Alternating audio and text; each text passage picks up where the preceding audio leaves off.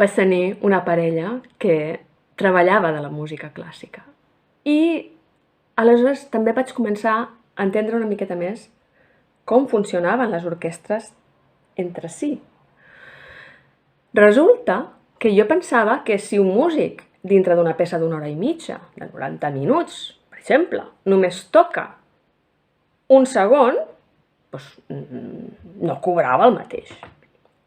I la meva parella em va dir, no, dintre de l'orquestra simfònica tothom cobra el mateix, perquè tothom té la mateixa funció.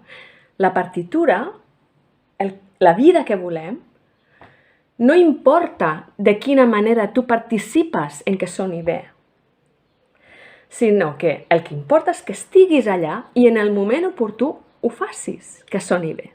Fins i tot el triangle, que fa clic, o aquell final d'una orquestra simfònica, d'una peça espectacular, que dius, mare de Déu, porta 80 minuts el del timbal o el dels platerets i no toques res. I de sobte arriba al final, el director fa així i ell fa plum! Diu, uala! Només ha fet això, però era fantàstic en el moment oportú i va arrodonir la peça.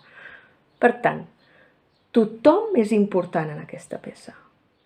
I ho fa amb grup. Això és el que a mi m'agrada de les relacions Ubuntu, en què jo no puc ser bon músic, jo no puc ser una bona persona si no ho faig entre tots, entre nosaltres. Nosaltres som persones, som una orquestra simfònica quan ho fem tots junts. Cadascú des de la seva individualitat. I això és el que jo et convido a reflexionar a partir d'ara, en el teu entorn. Jo estic segura de que en els nostres microentorns, localment, podem començar a posar en marxa aquestes orquestres.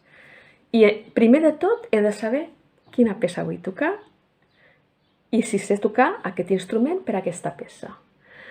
Moltíssimes gràcies.